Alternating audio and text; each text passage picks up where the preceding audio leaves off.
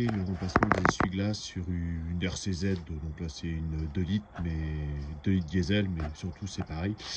Pour info, voilà mes références, mais il en existe une multitude de marques, là-dessus il n'y a pas de souci. Petite astuce, quand vous ouvrez une boîte d'essuie-glaces, ne l'ouvrez jamais par au-dessus, ouvrez-la plutôt par en dessous. Au moment, si jamais il faut les renvoyer pour les remplacer, ça se voit beaucoup moins au niveau emballage. Donc sinon, première étape, hop, on lève l'essuie-glace, donc là il n'y a rien de plus simple. Donc sur le principe, ça va être relativement simple. Il va suffire d'appuyer sur le petit carré qui est là et en même temps de tirer l'essuie-glace vers le haut.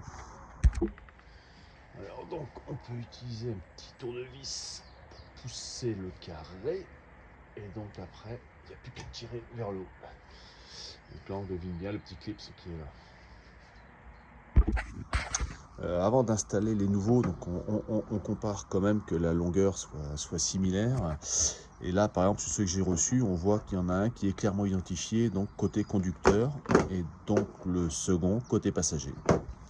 Et donc pour remettre le nouveau, rien de plus simple.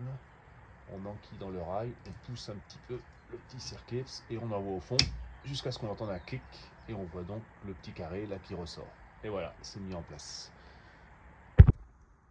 Il n'y a plus qu'à reposer doucement l'essuie-glace sur le pare-brise et faire pareil de l'autre côté. Côté conducteur, petite différence, il y a un petit poussoir en plus sur le dessus. Là. Il faudra absolument appuyer dessus pour le faire rentrer dedans.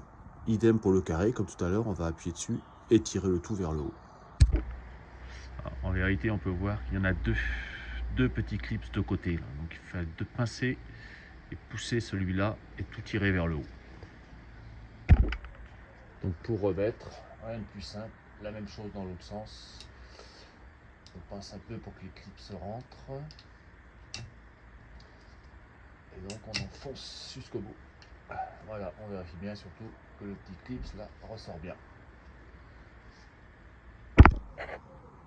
Et donc toujours pareil, on repose doucement l'essuie-glace. Et avant de partir se promener, évidemment, on fait un essai.